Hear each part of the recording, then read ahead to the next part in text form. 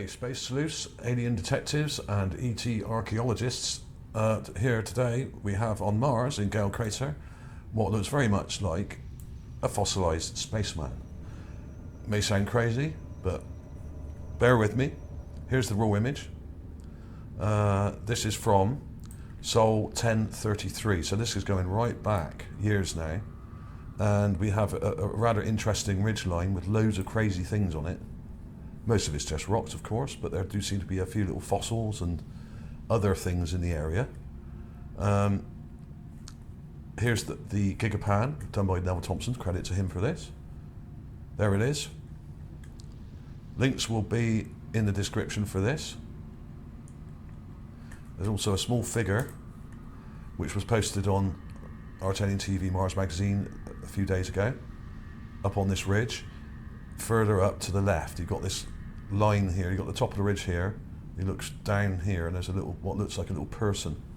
Now this is probably fossilised or encrusted or whatever, it may not be a person at all, but it's shaped like one, so it's worth a look. Maybe nothing, but maybe something. Just because it's small doesn't mean it's insignificant. As I always say, some of the most important finds may turn out to be very small indeed on Mars, and may tell us a lot more than some of these larger objects. But yeah, this looks to be a person, fossilised, mummified kind of head here, 2 eyes, nose here, and a helmet coming round. Doesn't look that clear, so I'll show you it. It actually looks clearer in this image here, which is the original raw clip. This is pretty good, this image, and luckily this is quite close to the rover and is approximately human-sized, I would say. So this is the sort of size of a human head in a helmet, like a space helmet, an astronaut kind of helmet, but not quite like one I've ever seen before. It's heavily pitted and eroded, as is everything in this area, okay? So without further ado, let's look at the edits I've got here. I'll show you the final one I've done first, and then we'll backtrack a little bit to save time doing it that way. Here we are. Here's the raw clip here, completely raw, just taken from the raw image. As you can see, nothing done to that. There's still that weird sort of browny, pukey colour. And here's my enhancement. I've colour corrected it. It's gone quite blue. That is the actual colour of the sand in the area. If anything, it's a bit darker than that. We know that from the satellite images of Gale Crater, that it's very blue, a lot of it. Sort of dark, sort of bluey grey colour, a lot of it. So this is more like the real colour. And there we have it. We've got some interesting details here. This helmet comes right round. It's got some symmetry to it here. We've got a bit coming back here and also over here. We've got 2 eyes and a nasal bone sticking out, which is rather odd. This may be part of the helmet, actually.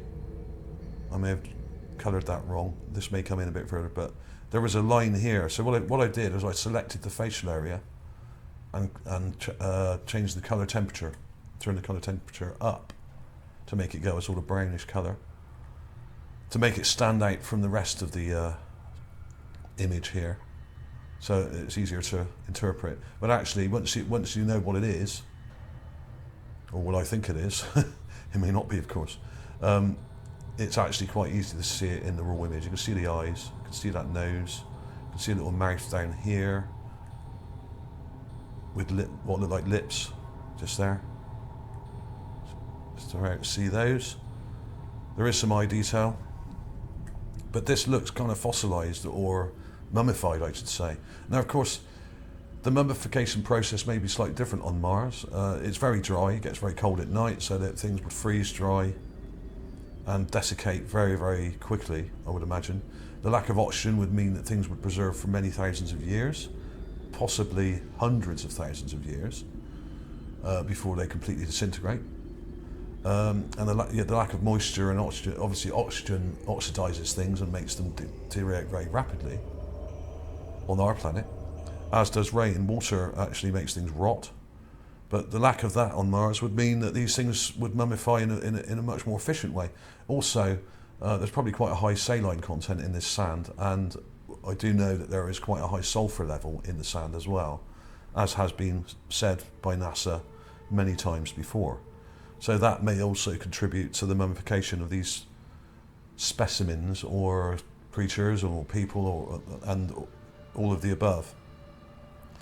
As I have shown before, there are many mummies that I've shown. Some of them are just sat at the bottom of these ridge lines, and some of them have helmets, some of them have hair. You can see clear hair on them. This thing seems to have some kind of apparatus sticking out here from the helmet. Now the helmet's heavily pitted, but this may be some kind of alloy, metal alloy we don't really understand. It could be some sort of aluminium, or who knows what it's made of. It could be even plastic, don't know.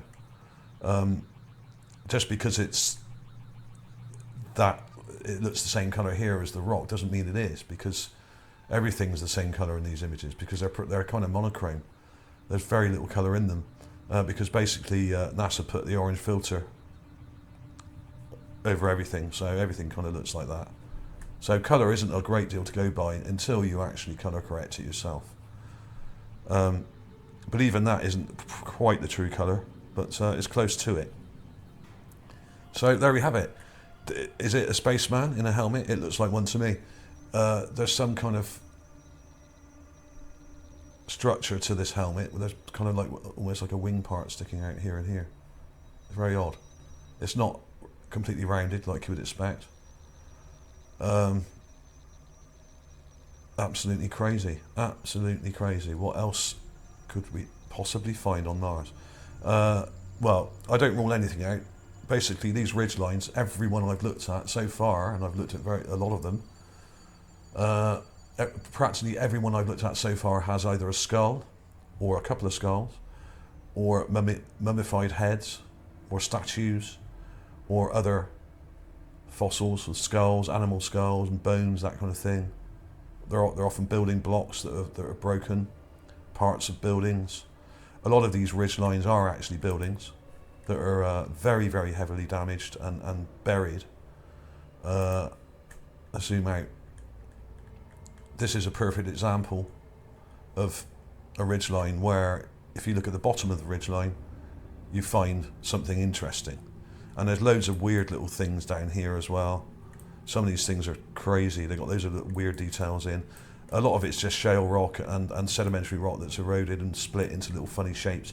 But don't rule anything out. I've found about 100 of these mummified heads and skulls so far, a lot of which I haven't published yet, which I will be publishing in the next few days. I've probably published over 70 so far, but I've got about another 20 or 30 that I found just in the last few days. So do keep an eye out for any new videos coming up, because there will be lots more to show coming very soon. But I thought I'd get this one out of the way, because I found this one a while ago, and since I found this, I've found loads and loads of others in the area, and so many, in fact, I'm going to have to do a compilation video, but I'm going to do a couple of individual videos like this, just showing one or two things, and then there would be a big compilation with loads of skulls and statues and things like that. So there we are. That was about it, really. I mean, I don't really know what else to say, but have a look for yourself. Go on the Gigapan here. There's a link in the description for it below. Download the image. There'll be a link to this as well. Take a clip of it, put it in Photoshop, color correct it, enlarge it a bit maybe, like I've done here. I'll show you some of the clips I've got just before we go. I'll only put the one clip in at the end of this. Let's see that. There we are. It's probably a little bit clearer. That's the clip that's in the enhanced montage image. You can see the eyes, you can see a nose there, some lips, and a helmet coming right round. Some kind of weird apparatus sticking out the side of the helmet, like could be a communications device or a breathing apparatus. Don't know. But this is heavily pitted. It almost looks like it's been melted in extreme heat, and then kind of solidified again. You've got these nodules on here. Very interesting indeed. And you've got the sort of inner structure to it as well. Absolutely insane. So, I mean, what I do with these images, I'll just show you very quickly how I actually enhance them. Let's get the raw clip. Let's get that one there, it's nice and big. We'll get that one there. This is completely raw. And even in the raw image, I mean, once you kind of realise what you might be looking at here, it's not difficult to work out. You can see what's going on. You've got eyes, nose, mouth, helmet. I mean, what else can I say? Right, what I usually do first, after I've taken the clip and enlarged it like I've done here, this is really simple. Fade correction, amount of correction on 1. And then we go to brightness and contrast. Let's make it really bright. Let's go +15 and +15. Do that a few times. And then you're starting to get it light enough. And once it starts to break up like that, then you need to stop. You're starting to get very light reflections on top here. And then what I did is I just drew around this middle part where the face is, which I'll show you how I do that actually. I'll do it very roughly. Just go around here like that, where the face is, really crudely, like so. I think it kind of goes up like that, I'm not really sure. Then you go to adjust and automatic color balance, turn it to fluorescent bulb, and it goes that kind of browny orange color. There we are. So that's kind of what I did, and also I added a bit more contrast than that. You know, I highlighted it a bit more, but that's all I've really done to the image. That's as simple as that. And if you want a copy of this PaintShop Pro 9, PaintShop Pro 9, it's absolutely free. You can come onto my Mars magazine page here. Here's I. Lawrence's clip there of the little person up on the ridge. There we are. Let's go up to the top of the page very quickly. There's loads of cool stuff that I put up in the last few days. You may want to check out some of the recent finds. But if you want PaintShop Pro 9, you can download this free app, and there, if you go on the research page near the bottom, there's a link to a free download, a safe and free download of it, and you can get it for free there. So, and there's loads of other freeware on this as well. I mean, this is totally free. It links to loads of other stuff. So do check that out. Come along to Artonian TV Mars magazine, completely free. You get a free app, free software, loads of cool stuff. Check it out. Also, check out some of my recent videos. The Mars insect has moved. It has. It's not in the image taken later. This image was taken, the one on the right was taken about, I think, 73 days after the one on the left, and the insect has moved. So check that out. There's this big grey alien statue here. There's loads of statues here. Loads more here. Loads of crazy stuff. But there's loads more to come. Now, I know a lot of you want to see buildings. I know I do, but at the moment, the Curiosity Rover is stuck in a bit of a sandstorm, and the images that is only really taking images of the ground at the moment, and we're only getting little rocks and pebbles and things like that, and the image quality is really poor. But I'm hoping the sandstorm will lift a bit in the next week or so. It has lifted a bit. I mean, I think the sandstorm was over a week ago now, about a week and a half ago, and it went very dark, and it's gradually clearing, but it may take a long time to clear. So the rover is not doing a lot at the moment, which is why I've been going back over some of these older images like we got here. What else can I say? There's that little dude. I took a clip of that, but you can't see it very well. I'll put a highlighted clip of that in a minute for you. There's loads of other things in here. This is by no means the only thing. You may find other things that I haven't. There's loads of weird stuff, and a lot of it's just weird shaped rocks, but that little dude I think is up here. And my graphics card, because it's so hot, is struggling. You want to look up here for the little person, just up there somewhere.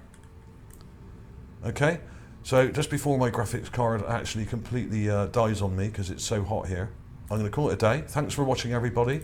The links will be below as usual. Check out the links at the end of the video to the similar finds that I found. There will be other Mars helmets which look a bit similar to this, and other things like that.